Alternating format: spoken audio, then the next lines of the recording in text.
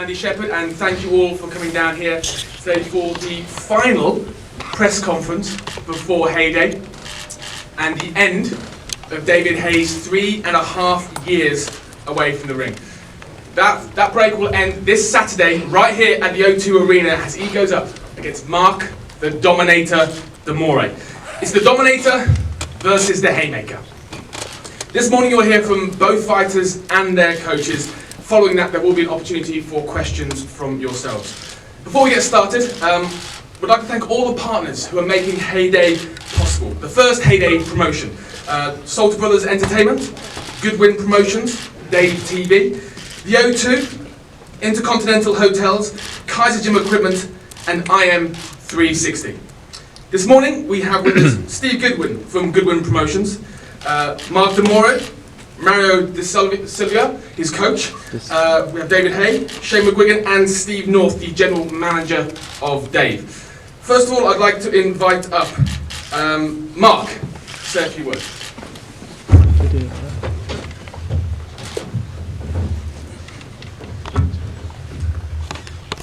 So I assume most people have turned up today to speak with David Haye. I'm the other guy. That's my role here, the other guy, the guy that's supposed to make David Haye look good. He's going to come back, fight Joshua. All I can say is I'm ready to fight.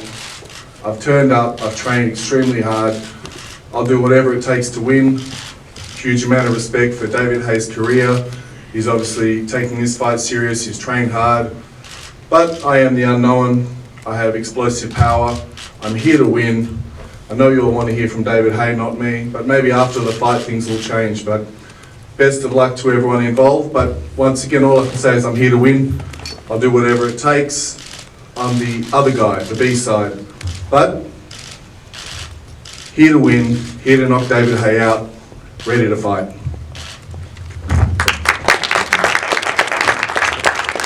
And Mark is here to fight. I'd now like to invite Mario, his trainer, up to say a few words. Mario? Thank you. Hi, I want to say hello to everybody. Thanks for coming. I want to short this out.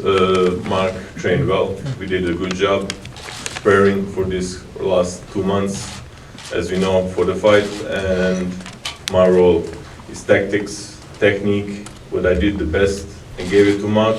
He's going to prove that on Saturday against David, and hopefully we're going to go for that world title or another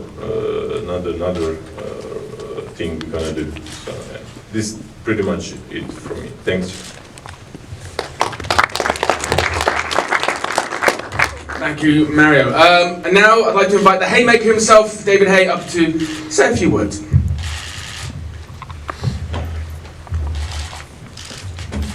Thank you for coming out, everybody. It's been a long time since I've been in this position. We're a few days away from a fight. That's going to actually happen. And 1,282 days, I think it is. Long time not to be active. Longest time in my life since I was 10 years old that I haven't had a fight. And I've missed it. You know, I'm sitting on the sidelines looking in. But this for me is the start of something amazing. Mark De Moro, solid operator, explosive power, but I believe the levels between genuine world class and the unknown will tell. I don't believe he's thought as an amateur or professional, anybody that will give him the technical know-how to navigate through my speed and power and punch variety. But I've never been in a situation where I've been out for so long. Sparring was very tough to start off with. It was very awkward, you know, ring rust. But you know, over the months, it slowly but surely sort of sunk into place, and I'm in a position now where I can throw and land punches and avoid punches like I could do, you know, in the old days. I'm very happy that this fight's been screened live, exclusively and free on Freeview Channel Dave. For me, that was very important, that the masses got to see this comeback, as I think in years to come this will be a milestone in my career, and people will look to this fight as the beginning of something very, very special. Team's been fantastic. Shane McGuigan's really made sure that I'm in tip-top condition, made sure that injuries are free of the past, and come fight night, I'm firing on all cylinders. And for me, that's the most important thing. I've been enjoying training, not too much pain between sessions, which is quite new to me. And I'm standing here now, feeling very, very healthy, very fit and fast. Stamina, I'm expecting. We've trained for MORI to do what most opponents do when they fight me, for instance, Chisora, John Ruiz, Mormek, guys who are a little shorter than me. They think, right, let's just get to David, let's put him in his uncomfort zone, let's rough him up, let's have a tight guard, press. That's what all the guys do when they fight me who are a little shorter than me, and every single person who's tried that's been not spark out. So maybe he's going to try it again. Maybe he feels that technique will work with 3.5 years out. But that's what I'm prepared for, and I'm expecting a tough fight. I'm expecting to ask me questions. I'm expecting to be brought into the second half of the fight. I have to dig deep and have to get my second wind and keep pushing. And that's what I've been doing in training. And I'm feeling good. I'm feeling healthy, and I'm really glad that the media activity is high, and people are excited. People on the street are really excited about this comeback, and to be part of the heavyweight division at the moment is a good thing. It's a very healthy division worldwide. There's titles all over the place at the moment, and I want them, and they won't happen unless I get through Mark and get through him in spectacular fashion. So tune in, we'll come down, a few tickets left, so get down there to the O2 Arena or watch it on Dave. It's going to be a fun night, and enjoy HAYE DAYE. Thank you.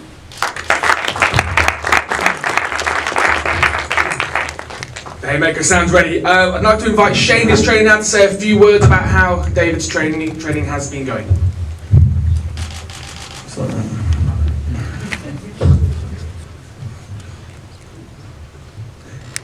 Yeah, he's been, well, thanks everyone, or Andy, for introducing me. Yeah, it's excited to be part of this event, really excited about David's comeback fight. It's been a long time coming. We first started talking about this last December, so a full year. It's not been rushed and it's been planned properly. He's here, he's made it to the final press conference.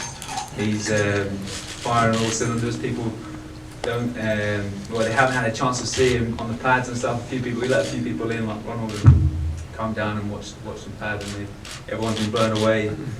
He's bigger, he's same speed, and you're all going to be shocked by the time you see him on Saturday night. And Mark's a big tough guy, very strong. As David says, not got a lot of amateur experience, but rugged and raw. And he's going to prove a lot of tests on Saturday night. But he's never been in there with a world-class heavyweight. So this could be make or break for him.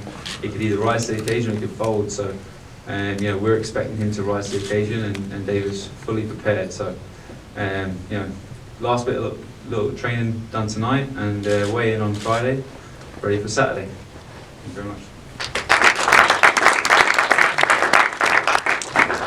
Thanks, Shane. I'd like to ask Steve North from Dave now to come up and say a few words about the coverage this weekend.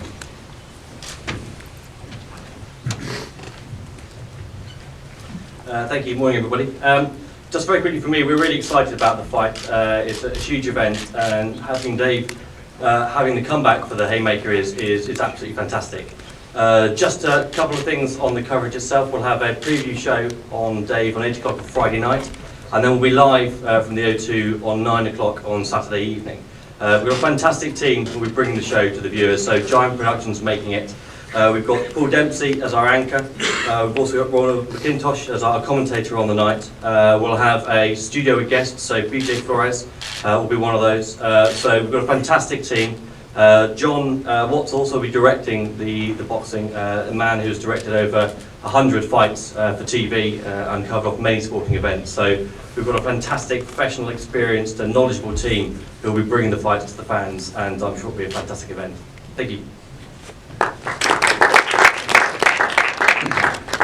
Thank you, Steve. Now there's an opportunity for you to ask questions yourselves. If you have got a question, I do encourage you to ask it now because there is very limited one-to-one time following this. We've got a couple of microphones going round, so if you have got a question, please put your hand up. We'll get a microphone to you and you can ask the guys.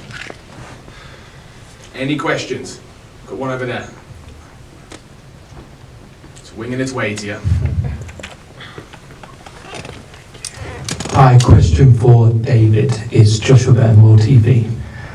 David, as you mentioned, over 1,000 days since your last fight, fighting under a new trainer, a new promotion. With so much passing and so much changing since your last fight, how much is ring rust going to play a factor? I don't know. I genuinely have no idea. I've never been in a position where I've been out of the ring that long. I think the longest I've had before is probably a year and a half between fights. And I didn't really see too much signs of ring rust when that happened. Through my career, I don't fight that regularly. In the past, it's been like around about a year to 18 months sometimes between fights. And as long as the sparring's live, as long as I get my time in sparring, I haven't had an issue with the fight. But as you said, it's the unknown. I'm not too worried about it. If there is ring rust, then it may take a few more rounds to get into my flow. But once I'm in the flow, it should be fine. I don't believe I won't get my rhythm and timing with 10 rounds. It's a long time in there, half an hour to get my time and rhythm in. Because all it takes is me to click in to my rhythm for a 30-second period and the fight could be over. So I'm not fussed about that. But it is a factor that people could be worried about. But I'm not worried about that at all. Thank you. Got a question down here as well.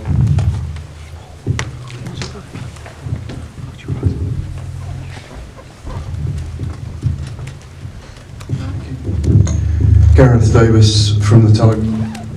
A question for Mark MORI. Do you think David Haye's a chancer and an opportunist who's come back because the belt? A good fighter, I guess that's the question. The champions right now are very good. I think Klitschko is a brilliant champion. I think Tyson Fury and Deontay Wilder are excellent champions also. Maybe they're unproven compared to Klitschko, but these are big, strong guys and very dangerous. And I think Wilder especially is completely underrated, so I wouldn't say that at all. Thanks for exposing me as trying to play devil's advocate there, which obviously was. But can I ask you then, is there an opportunity for you here to make a name for yourself by beating David Haye on Saturday night? Of course. I mean, everyone's written me off, and people will say, "Oh, this is your biggest fight." My first amateur fight, I was supposed to get beaten convincingly. My first professional fights, I was supposed to get beaten convincingly. So every time I've walked to the ring, no one's been cheering for me. No one's been telling me I'm going to be a champion. So this is a self-made career, and the big difference is in 2012, I believe he knocked out Chisora. If we fought then, yeah, it would be pretty convincing for David Haye. But this is 2016. I've got a proper coach and a full-time team, and David Haye's been out. So I think that's what makes this an intriguing matchup. So for me, all opportunity. The risk is for him. There's no risk for me. I'm here to win. Yeah, that was my final question actually for David. David, are there nerves because there is a great risk involved in this comeback for you after such a long time away? I've been fighting international opposition, for instance, in 1996, 1997. I was competing as an international senior when I was 17 years of age against guys who were ranked in the top 5 in the world. So I've been in the deep end for a long, long time. Since that point, since the age of 17, it's basically been international fights for me against champions of their respective countries. Fighting top Cubans, Americans, Russians, Ukrainians. It's just what I've done. And same thing as a professional. I've been to foreign territory many times, won titles. Defended against undefeated fighters who've gone on since me knocking them out to become champion. So this, I don't feel, is a step too far. Although I've been out of the ring for a while, and my last fight was against Derek Chisora. Not the greatest fighter in the world, but a solid top 10 contender who's never been knocked out. The fight before me went 12 rounds with Vitaly Klitschko. I said I'll knock you out in 5, and did just that. So I don't think this is a step too far, or I'm not worried or I'm not getting nervous for this fight. It's just going to be like any other fight. You know, I haven't watched footage of him because there's no footage of him fighting anybody who I believe is genuinely world class. So the guy that's going to turn up on the night is going to be a guy who's prepared to fight a world class fighter. So he's going to be faster, stronger, fitter. I'm anticipating him being like an improved version of someone like Derek Chisora, who's just going to steamroll me, throwing big old looping hooks with a tight defence, trying to get under me, trying to rough me up, break me down to the body, rough me up inside. He's stronger than me. He could probably deadlift and bench press probably twice what I can. He's just a bigger, stronger guy. But thank God this isn't a powerlifting competition, otherwise I'd be worried. It's a boxing match, and I believe my superior skill set will negate his superior strength. So it's going to be interesting while it lasts, and people who are strong can normally take a better shot. So I'm not anticipating this guy going over from the first punch I land on him. You know, I know I'm going to have to put a lot of punches together, break him up to the body and head, slow him down, and just I anticipate this fight going into the second half of the fight, because this guy's strong and tough and prepared, mentally prepared as well. You know, he in his mind he knows I can punch. All he's got to do is put David Haye on YouTube, and he just sees an array of people getting knocked out. 24 of my 26 victories have been by knockout, so he'd be completely foolish to believe that my punching power may have gone. You know, I've knocked people out my left hand, right hand, uppercuts, hooks. As soon as I catch people, I hit them, they stay hit. And when that's coming at you, people tighten up their defense.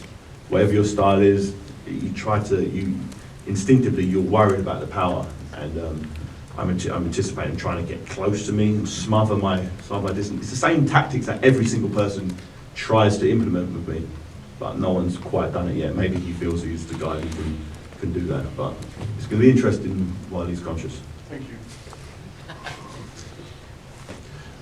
David, Mike Walters, Daily Mirror. What fighting weight do you expect to be on Saturday night? And secondly, what examples can you draw inspiration from of 35-year-old heavyweights who've come back after 3.5 years of inactivity to go right the way to the top again? My fighting weight, I'm not sure. I don't really weigh myself. You know, I'm just packing in the food as much as I can. You know, I used to, in years gone by, diet down a lot. You know, the ethos in my old training camps was to get as light as I could possibly get, and I used to come in around 15 stone. I used to sort of lose a stone, sort of just cutting my food down, as the sort of general consensus back then was, you know, the lighter I am, the closer I am to cruiserweight, the faster I'll be. And that's all good and well, but when you're cutting your weight down so low and you're sparring big guys, you seem to I get injured. So a good reason to not do that is injury prevention. So I've instead of doing the dieting down, I've been packing the food and eating every 2.5 hours constantly. So it feels like it's really annoying setting alarms to eat to make sure that, you know, I don't, you know, my weight doesn't get too low. But I've been performing with that additional weight. I'm not as ripped as I was my last few fights, but you know, it's not a bodybuilding competition. I'd be more ripped than him, don't worry about that. And but I'm more focused on performance, more focused on punch variety and speed, and I definitely feel that you're going to see a new and improved. The fact that I've got to this fight without any injuries, for me, it sounds crazy, but for me that's a real big plus, a big bonus. In regards to other fighters I can draw comparison with, you know, Muhammad Ali had 3.5 years out. He came back and lost, but he lost against Joe Frazier. You know, I don't believe MORI is in a Joe Frazier category. You've also got, you know, George Foreman was out of the ring for 10 years. He came back. He did it slowly. You know, 10 years out, he then worked his way up with sort of moderate opposition for a 5-year period before he fought Holyfield and fought Michael Moore and won that fight. But but these are all-time great fighters I'm talking about. Even Vitaly Klitschko was out for 4 years with a knee injury, came back against Samuel Peters. So it's been done before. You know, all these fighters I mentioned are, you know, for all-time greats. I'd like to believe that I can, you know, get back out there, get back in the ring, and prove that, you know, I'm a great fighter. you know, but that's not for me to say, it's for my performances to do the talking for me, and it all starts with Mark and MORI. I don't think 3.5 years out is going to be an issue, but as I said, it's the unknown, and that's probably what makes this fight intriguing. But it's going to be fun. That's it, while it lasts. I'm looking forward to it. A question for Mark, Ian McCullough, Australian Associated Press. You're based in Croatia now, from Australia. Do you feel you're better prepared for a fight like this, being based in Europe than you were back in Perth? One of the best things about me being based in Croatia is the full-time training, better living, and there's a lot of talented boxers there, such as my coach, who was a two-time Olympian. They're very agile and they have a very unique style. And I wouldn't have found guys to prepare for a guy like David Haye in, let's say, Australia or Germany, where they have a more, more typical style. But there's some really classy operators, Olympians in Croatia that I've been working with. So that's the great thing. I mean, David Haye's got a very rare style for a heavyweight, being very agile. So that was the blessing when the fight got announced, is I knew I had a lot of good Olympic-style boxers that could move like him. But just the beauty of not having to fly from Australia to London is one of the luxuries. That flight kills you. And it's winter in Croatia, it's winter here. It's not quite so cold, but I'm getting used to it. So being in Croatia, training with Mario Šibolja, he was the national coach up until recently, started working with me. It's just been a much more professional approach, whereas before my career was really train when I could, do what I could, take whatever fights came up. Now we have a proper approach. Any other questions? Got one right at the back, just there.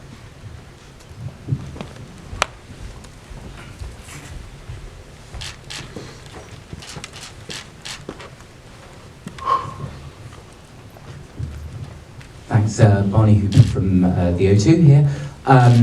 Question for Steve from Dave TV. Obviously it's great that people that can't be here in person to see it live on the night, they'll be able to watch it on the channel.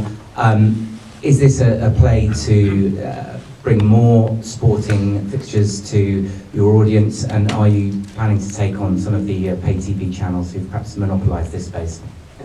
Look, we're on Dave, we're always looking at ways in which we increase what the channel can offer and broaden the offering. So sports one of those areas that is really appealing to our audience. We bring a lot of young men into the channel. So sport is a clear territory where they have real passion for that kind of content. So yeah, we'll keep looking at all the options out there, and when opportunities arise where we can make great shows for our audiences, we will do so. Anyone else? Any more questions? One just back down here. Hi, Joshua Gamble, TV. Question for Mark. Mark, you spoke in the build-up to this fight about desire and self-belief, being able to beat skill.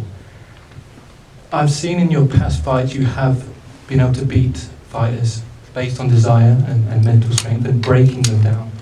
What do you think of David Haye's mental strength, and do you think you can break him in the fight? I think I've learned a little bit about David Haye from the press conferences, talking about the difference in his training. A lot of time off has probably done the guy good. I know when I've had time off and let injuries heal, I felt better. So this is less about breaking him down or looking for injuries he may or may not have. It's more just about putting myself in a position to land a knockout punch. And to put yourself in that position, you can't sit on the outside, dance around, wait and be defensive. You have to engage. And it's a risky approach, but it's the only approach a guy with my style can take, and that's what I'm prepared for. Thank you, Mark. Any more questions? That's it? Oh, one more just down here. Just another question for David. How renewed is your hunger after all this time? Now, you spoke to us last week, reconnect with your neurological system, your reflexes, those kind of things. How renewed is your hunger now that you're here? You loved Fight Week traditionally. Yeah. You loved the energy that it brought.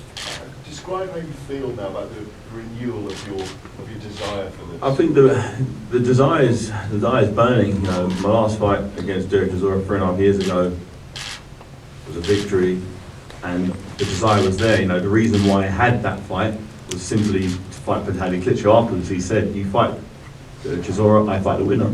Cool, Chisora, knockout 5 rounds, let's do it. Haven't heard from him since.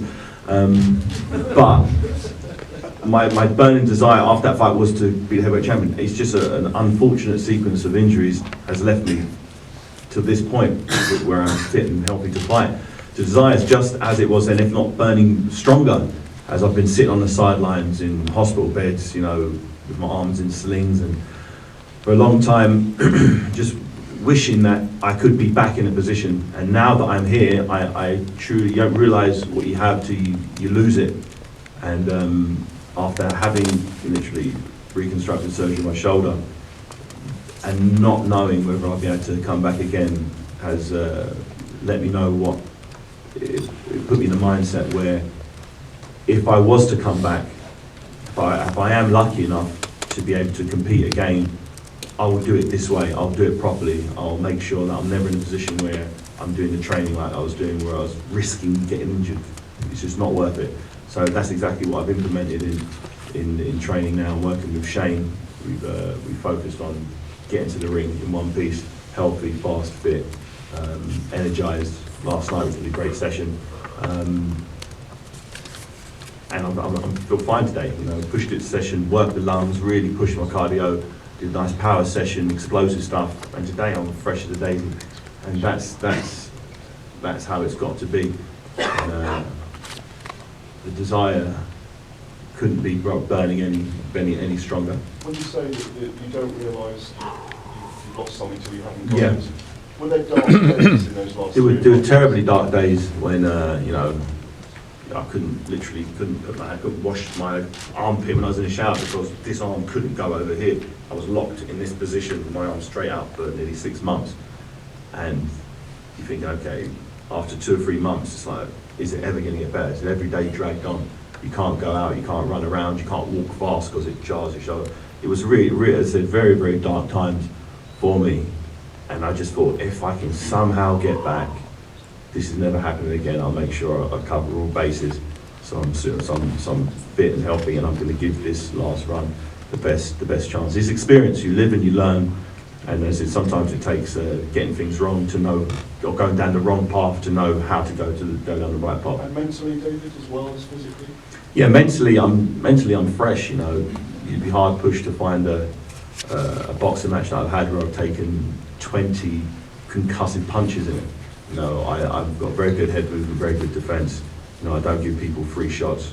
And inspiring people have found it very difficult to catch me. We've got some young guys, you know, letting the hands go, and my timings took a while. It took a few weeks to get it, but now I can stand in front of someone with my hands down, and I can read what they're doing. My timing's there, and I can counter. And people have been feeling the power. Thank you. Anyone else, finally? Could I just ask Shane, just in regard to what David was saying there, what concessions have you had to make training a guy who is injury prone? You know, we don't. We just make sure he listens to his body. You know, we don't push through the barriers. You know, when his body feels good, then those are the days when we really push it. And then when his body starts to feel a bit sore, you know, then we ease off a little bit. And he's so experienced, he's so powerful, and he's been a two-weight world champion. So, you know, there's nothing that we're not pushing to any extreme limits. You know, when he's feeling tired and sore, as you would the prospect coming up. So we listen to his body and adjusting it. Anyone else? I think we might be done. Just so you guys know what's happening straight after this, we'll do a photo opportunity down here, so any photographers, I know you're all here, but get set for that. Following that, there will be selected one.